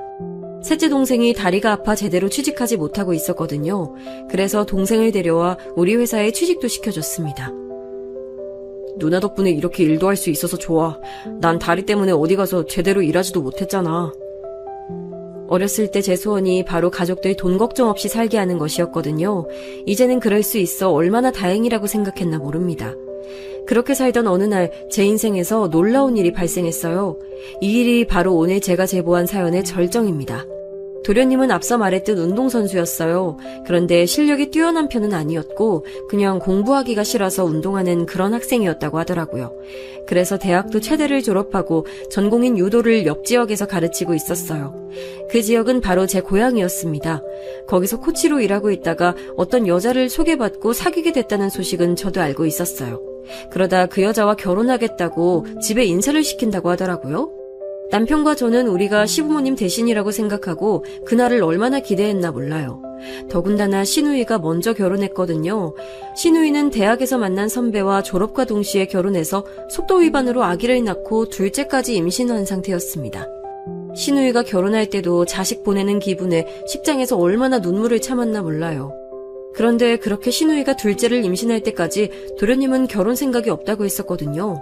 남편과 저는 둘이 진짜 도련님이 결혼하지 않으면 어떡하지 진지하게 걱정까지 했어요. 그런데 그런 도련님이 드디어 결혼하겠다고 하니까 얼마나 기뻤는지 몰라요. 그래서 도련님 여자친구가 인사를 온다기에 저는 친정엄마를 불러서 요리를 직접 준비했어요. 저희 엄마가 워낙 음식 솜씨가 좋으셨거든요. 그래서 옛날에 영희네 집에서 음식을 도맡아 하셨고 파출부로 일하게 된 계기도 음식이었습니다. 엄마와 오랜만에 둘이 갈비찜, 잡채, 된장찌개, 조기구이 등 많은 음식을 준비했어요. 그리고 설레는 마음을 가지고 백화점에 가서 새로운 친구를 맞이하려고 꽃다발까지 샀습니다. 신우이와 둘이 동서를 위한 화장품도 샀죠. 그리고 드디어 그날이 됐어요. 도련님이 딱 여자를 데리고 집으로 들어오는데 저는 너무 깜짝 놀라고 말았습니다. 저는 어렸을 때 기억 때문에 남들에게 딱히 관심이 없는 성격이에요. 괴롭힘을 워낙 심하게 당해서 혼자 있는 게 좋았고 그래서 다른 사람을 잘 기억하지도 못합니다. 이렇게 된 원인이 바로 영희잖아요. 도련님 옆에 웃으며 들어오는 사람이 바로 그 영희였습니다. 안녕하세요. 처음 뵙겠습니다. 영희는 저를 괴롭히던 그 모습은 어디 가고 수줍게 웃으며 들어왔어요. 저는 처음에 잘못 본 줄 알았습니다. 그래서 계속 영희를 쳐다봤어요. 그리고 영희도 드디어 저를 봤는데 영희는 저를 단번에 알아보진 못하더라고요. 괴롭힘을 당한 사람은 기억하는데 괴롭힌 사람은 피해자를 기억하지 못했습니다. 안녕하세요. 어머, 안녕. 너무 귀엽다. 얘기 많이 들었어. 지금 초등학생이지? 그 자리에는 새로 가족이 된다고 제가 아들들도 데려왔거든요. 제 속도 모르고 영희는 우리 아들들에게 친한 척을 하기 시작했습니다. 그걸 보니 속에서 화가 샘솟았어요. 그런데 도련님이 영희를 워낙 좋아하는 걸 보니 그 자리에서 말하는 게 망설여졌습니다. 또 저를 뺀 나머지 가족들은 다 영희를 좋게 보고 있었어요. 임신한 신우이도 새언니가 또 생겨서 좋다고 대놓고 좋아하더라고요. 식탁에는 우리 엄마와 제가 며칠을 고생해서 차린 음식이 놓여 있었어요. 제 속이 진짜 말이 아니었죠. 그래서 표정 관리가 쉽지 않았습니다. 그런데 영희가 처음에는 저를 알아보지 못했는데 시간이 지나고 먼저 아는 척을 했습니다. 제가 그 자리에 있는 게 힘들어서 자리를 피하니까 따라오더라고요. 형님, 혹시 우리 어디서 마주친 적 있나요? 왜 이렇게 낯이 익지? 반가워요. 잘 부탁드려요. 음식 솜씨가 진짜 좋으세요. 어쩜 이렇게 맛있게 하세요? 저 왜 그러세요? 근데 진짜 낯이 익어요. 혹시 고향이 어디세요? 영희야, 너 나 몰라? 나 미숙이잖아. 네가 맨날 그렇게 그지 새끼라고 놀리던 그 미숙이. 뭐? 어머, 어쩐지, 미스가 너무 오랜만이다, 와! 이런 반응을 원하고 한 말은 아니었는데 저는 당황했어요. 제가 표정이 좋지 않자 영희는 말을 보탰습니다. 어머니 잘 지내셔? 이렇게 만나다니 세상 진짜 좁다. 뭐 덕분에 지금도 병원 다니시고 그러셔. 나도 이렇게 만나게 될 줄은 전혀 몰랐어. 제가 뼈있는 말을 하자 영희도 슬슬 표정이 굳더라고요. 그렇게 저는 다시 부엌으로 갔고 어떻게 그날 일정이 끝났는지 모르겠어요. 남편에게 말할지 말지도 정말 많이 고민했어요. 사실 남편도 어릴 때 저를 괴롭혔던 주인집 딸에 대한 존재는 알고 있었거든요. 그게 저렇게 손아래 동서로 들어오는 것을 몰랐을 뿐이랍니다. 머리가 너무 복잡해서 병원까지 다닐 정도로 감정 소모가 심했습니다. 그런데 의외로 영희에게 먼저 연락이 왔어요. 만나자는 말에 둘이 따로 만나게 됐습니다. 처음엔 그다지 보고 싶지 않아 거절했는데 나중엔 울면서 만나자고 하길래 결국 만났어요. 미수가, 내가 진짜 미안해. 어린 시절에 철없던 행동들이 너를 그렇게 힘들게 만들 줄은 몰랐어. 내가 진짜 미안하게 생각하고 있어. 한 번만 봐주면 안 될까? 내가 앞으로 잘할게. 영희는 저를 앞에 두고 혼자 울면서 사죄하기 시작했습니다. 저는 제 학창시절과 어린 시절 내내 힘들게 했던 사람을 단번에 용서하는 심성의 소유자는 아니었어요. 영희 때문에 너무 힘들었고 하도 많이 울어서 학교를 부은 눈으로 등교하는 게 당연하게 되는 날이 많았거든요. 특히 저만 놀리면 상관이 없는데 거기에 우리 엄마를 같이 욕하고 또 동생들까지 그지라는 소리를 듣게 한 사람을 한 번에 용서할 수는 없었습니다. 결국 저는 그 자리에서 아무 말도 하지 않고 일어났어요. 솔직히 그러면서 영희가 우리 도련님과 결혼하지 않길 바랐습니다. 영희 성격과 자존심에 먼저 더 다가오진 않겠다고 생각했죠. 그런데 뜻밖에도 영희는 그 뒤로도 끈질기게 연락했습니다. 미수가, 오늘 날씨가 좋다. 너도 행복했으면 좋겠어. 미수가, 오늘은 남편이 우리 집에 인사를 왔어. 식구들은 아직 모르는 것 같더라. 고마워. 너희 아들들 선물을 샀어. 집 앞에 두고 갈게. 영희는 진짜 사람이 바뀌었더라고요. 제가 답하지 않아도 계속 문자로 연락이 왔어요. 그걸 보고 철옹성 같던 제 마음도 조금씩 풀리기 시작했습니다. 머리가 너무 복잡해서 아무에게도 말하지 못하고 있었는데 역시 시간이 약이라고 생각했어요. 마침 도련님이 결혼 얘기를 꺼내며 준비 과정을 빠르게 시작하더라고요. 그래서 고민 끝에 저는 아무에게도 알리지 않았습니다. 가족을 괴롭혔던 기억에 영희를 용서하지 못했는데 이번엔 우리 아들들에게 자라는 영희를 보니 또 감정이 누그러졌어요. 그 당시 영희는 우리 아들들에게 정말 잘했거든요. 제가 회사 때문에 급하게 아이들을 돌보지 못할 때가 있어요. 그럴 땐 친정엄마나 시누이가 대신 돌봐주곤 했습니다. 그런데 어느 날 급하게 일이 터져서 회사에 가야 할 일이 생겼어요. 그래요? 어떡해. 지금 당장 공장에 일이 터져서 들어가야 하는데 그럼 아이들이 둘만 집에 있거든. 어떡하지? 언니, 둘째 새언니한테 연락하면 안 돼요? 저번에 우리 첫째도 언니가 봐줬는데 되게 아기 잘 보더라고요. 그건 좀... 어차피 곧 결혼하면 서로 이런 상황 많을 거잖아요. 결혼식 전에 이런 계기로 친해지는 거죠. 제가 마침 연락할 일이 있으니까 부탁할게요. 신우의 말에 저는 심히 당황했습니다.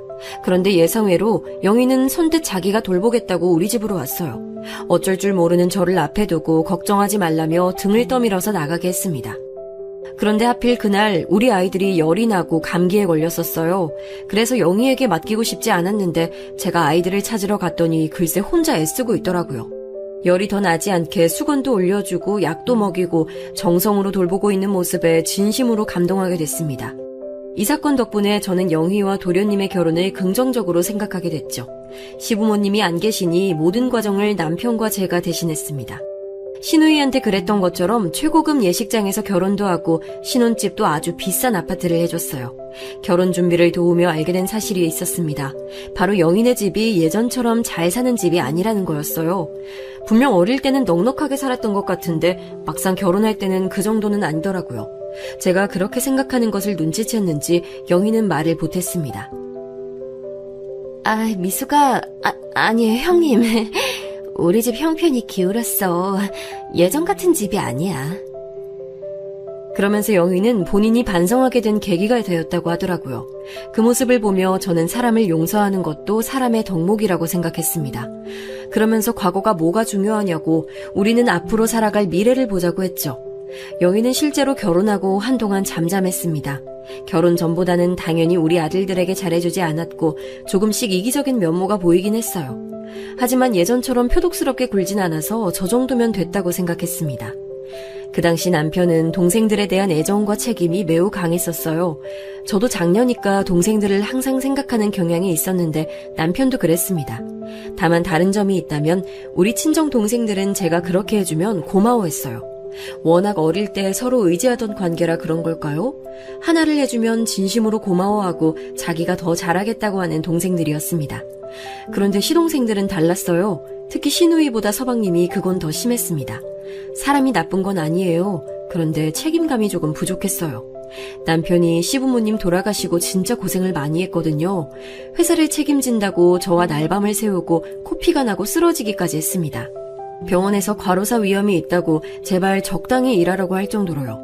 그런데 그렇게 키운 회사에 관심도 없던 서방님이 결혼하더니 슬슬 손을 벌리기 시작했습니다. 영희와 같이 우리 고향에서 살 줄 알았는데 우리 지역으로 오고 싶다고 해서 신혼집을 우리 집 주변에 얻어줬거든요. 그 이후로 서방님과 영희와 종종 만나는 경우가 생겼는데 어느 순간 우리에게 많이 의지하는 것을 깨달았어요. 서방님 부부는 부부 동반을 해서 만나도 밥을 단 한 번도 사지 않았습니다. 처음엔 남편과 제가 버는 돈이 훨씬 많고 또 연장자니까 아무렇지 않았어요. 그런데 그 횟수가 반복되자 점차 서운함이 쌓였습니다. 하지만 이런 걸 말하는 게 좀 어렵더라고요. 첫째라는 책임감 때문일까요? 그래서 대수롭지 않게 넘겼더니 이런 사소하고 크게 문제가 발생하기 시작했습니다. 영희는 시부모님 얼굴을 본 적이 없으니 시부모님 제사 때 큰 노력을 하지 않았어요. 음식은 오로지 제가 처음부터 끝까지 다 했습니다. 시누이가 와서 많이 도왔는데 영희는 진짜 손 하나 까딱하지 않더라고요. 차리는 것은 제가 하더라도 치우는 것은 같이 하길 바랐는데 그것도 신용만 잠깐 하는 모습에 점점 저도 화가 나기 시작했습니다. 동서, 같이 치우자. 이거 우리끼리 하면 힘들어. 아, 네, 잠시만요. 배가 좀 뭉쳐서요. 아, 왜 이렇게 힘들지? 영희는 임신하고 그런 행동이 더 심해졌어요. 1초 전까지 밥을 먹고 후식까지 챙겨 먹었으면서 제가 부탁하면 배가 뭉친다며 소파에 누워 꼼짝도 하지 않았습니다. 아프다는 사람한테, 그것도 임신한 사람한테 더 그럴 순 없잖아요. 그래서 별말하지 않고 넘겼어요.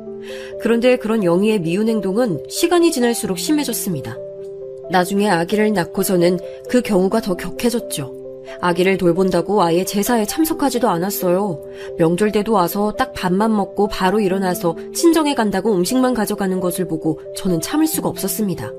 결혼 전에 보였던 모습은 이미 사라지고 없었어요. 그냥 그때만 조금 연기를 한 거였죠. 사람이 개과천선에서 바뀐 줄 알았는데 그건 제 착각이었어요. 그래서 그때부터 영희와 저는 갈등이 표면상으로 드러나기 시작했습니다. 동서, 그래도 집안 행사잖아. 서로 도와야지 그게 가족이지. 자꾸 이렇게 혼자 빠지면 곤란해. 알겠어. 미숙이 넌 둘이 있을 때도 꼬박꼬박 동서라고 부르더라. 나 서운해. 지금 그 말 하자는 게 아니잖아. 다른 사람 다 돕는데 너만 빠지면 어떡해. 알겠어. 시부모가 없어서 시집살이 안 할 줄 알고 좋았는데 형님이 날 쥐잡듯이 잡네. 뭐라고? 너 지금 뭐라고 했어? 다시 말해봐. 됐네요. 영희는 시간이 지날수록 본색을 드러냈어요. 저도 참지 않고 대응하니 우리의 갈등을 가족들이 아는 건 시간 문제였습니다. 그래도 저는 과거 얘기를 가족들에게 하지 않고 있었어요. 거기까지 내려가면 끝도 없다고 생각했죠. 그런데 제가 결국 가족들에게 얘기하게 된 사건이 발생했습니다. 바로 영희가 아이를 낳고 키우면서 갈등은 점점 심해졌어요. 저는 영희를 가족으로 받아들인 이유가 우리 아들들에게 잘해서잖아요. 그래서 아이는 죄가 없다고 생각하고 시조카를 예뻐했어요. 더군다나 영희 자식이 성별이 딸이라 저는 딸이 없으니 더 예뻐했습니다. 그런데 영희는 본인이 어렵지 않게 자라서 그런 건지 혹은 원래 사치가 심해서 그런 건지 매우 딸을 애지중지 키웠어요. 본인 자식 소중한 것은 모든 부모가 마찬가지니까 그 부분에서 서운한 건 없었습니다. 그런데 영희는 자꾸 거슬리게 하는 말을 꺼냈어요. 준영이 입은 옷 저번에 한영이가 입지 않았나? 똑같은 것 같아요. 아, 형제니까 물려 입는 거지. 아깝잖아. 옷에 돈 아끼는 건 여전하네. 뭐? 그게 무슨 말이야? 아니에요. 장난이야, 장난. 어머, 남편 왔다. 저 갈게요. 이런 식으로 저를 건드는 말을 꽤 하더라고요. 치고 빠지는 말투에 진지하게 화내기도 그래서 그냥 넘겼는데 결국 이게 큰 화를 불러일으켰어요. 영희가 참지 못하고 선을 넘었거든요. 그날은 추석이라 다 같이 모이는 자리였는데 제가 그때 몸이 좋지 않았습니다. 몸살 기운이 있어서 음식도 제대로 하지 못했어요. 열도 조금 나서 식구들을 부르지 말까 생각했습니다. 그런데 그래도 이왕이면 명절이니까 불러서 남편이 요리를 대신했어요. 시누이는 저를 걱정해서 약국에 가서 약도 사왔습니다. 그런데 그날 제가 행색이 매우 안 좋았어요. 아프니까 제대로 씻지도 못하고 옷도 편하게 입고 있었죠. 그래도 가족들 보일 때는 나름 격식을 차리고 만났는데 그날이 거의 처음으로 편한 모습을 보여준 날이었습니다. 그래도 다들 제가 아파서 그런 거니 걱정하기 바빴는데 문제는 영희였어요. 영희는 제 모습을 보고 위아래로 훑었습니다. 그러더니 계속 입꼬리를 올리고 웃는 모습이 보였어요. 시누이가 준 약을 먹고 조금 정신을 차렸는데 아직도 그러는 영희를 보고 저는 기분이 나빴습니다. 동서, 왜 자꾸 그렇게 웃어? 기분이 나쁘네? 아니, 미수가. 아직도 넌 빈티나는구나. 이제 사모님이니까 좀 바뀐 줄 알았는데 역시 사람은 안 변하나 봐. 웃겨.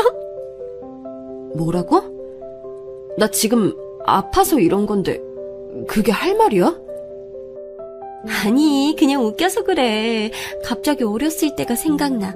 너 그 모습 보니까 너희 엄마랑 똑같이 생겼다. 그때 아줌마가 기억이 나. 아무리 아파도 저런 말을 듣고 화낼 힘은 있었어요. 그래서 저도 모르게 정색하고 영희를 똑바로 봤습니다. 영희는 제가 화난 것을 눈치챘으면서 계속 입을 멈추지 않았어요. 야, 너 장난해?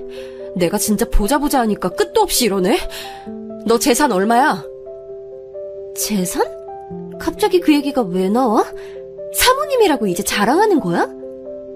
그래, 나 돈 많아. 너한테 빈티난다는 소리 들을 사람 아니거든? 나 100억이 넘어. 너희 신혼집도 내 명의인 거 잊었어?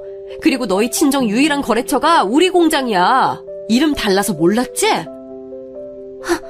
뭐? 그게 무슨 말이야? 너희 아빠 부도난 거 살려보겠다고 애쓰는 거 안쓰러워서 몰래 뒤에서 도와줬더니 은혜를 이런 식으로 갚아? 결혼할 때 너희 남편이 거래처 구해온 거 그거 내가 성사시킨 거야. 사람 절대 안 바뀐다는 거 알려줘서 고맙다. 내가 그때 미쳤었지. 영희는 얼굴이 하얗게 질리더라고요. 제 말은 다 사실이었습니다. 그래도 이제 가족이고 영희가 반성한 것 같아서 나름 선심을 썼거든요. 거래를 끊어도 우리에겐 전혀 타격이 없었고 또 그런 큰 의미를 차지하는 회사는 아니라 그냥 잊고 있었습니다. 그런데 저한테 저렇게 대하니 저도 똑같이 유치하게 나가기로 했던 거예요. 그 뒤로도 계속해서 퍼부었습니다. 큰 소리가 나니까 가족들이 다 우리 쪽으로 오기 시작했어요. 아랑곳하지 않고 속에 있는 말을 다 꺼냈습니다. 나 어릴 때 그렇게 거지 새끼들이라고 조롱해서 힘들게 하고 내가 너 때문에 대인기피증까지 걸렸었어. 사람은 안 바뀐다는 걸 알려줘서 고맙다. 아니, 오해가 있는 것 같아. 난 친근감의 표시로 그랬던 거야, 미수가. 형님, 미안해, 잠시만. 우리 동생들까지 괴롭히고 그것도 모자라 우리 엄마도 조롱했잖아. 내가 그거 다 눈 감아줬으면 고마워해야지. 뭐 빈티? 장난하니? 여보, 그게 무슨 말이야? 그 인간 같지도 않던 사람이 재수 씨라고? 하, 이게 말이 돼? 왜 그동안 말을 안 했어? 제 말에 남편은 표정이 눈에 띄게 굳었습니다. 저는 놓치지 않고 남편과 시동생에게 말을 꺼냈어요. 남편은 저와 영희를 계속 번갈아 쳐다봤습니다. 제가 얼마나 고통스러워했던지 아는 사람이라 이 상황을 믿을 수 없다는 표정이었어요. 왜 내가 결혼 전에 가난이 힘들었다고 했던 거 기억나지? 그거 원인이 다 쟤야. 우리 집이 쟤네 집에서 사글세 생활했었거든. 얼마나 괴롭혔던지 몰라. 그동안 혼자만 알고 있었더니 이런 식으로 갚네? 시원하게 속에 있던 말을 다 꺼내니 말이 술술 나오더라고요. 그렇게 다 쏟아내니까 너무 후련했습니다. 그 뒤로는 신혼집에서 나가라고 통보하고 당연히 영희 아버지 회사와의 거래도 끊었어요. 그리고 차분하게 영희와 연락을 다 끊었습니다. 내가 미안해, 미수가. 형님, 진짜 잘못했어. 지금 남편이 모든 사실을 알고 이혼하자고 하더라. 나 같은 사람하고 소름 끼쳐서 못 살겠대. 내가 너무 미안해. 반성하고 있어. 잊을만 하면 연락이 오길래 그냥 아예 차단하고 보지 않았어요. 남편을 통해 들은 소리로는 결국 영희는 서방님에게 이혼당했다고 하더라고요. 알고 봤더니 저와의 관계뿐만이 아니고 영희가 워낙 사치가 심했다고 해요.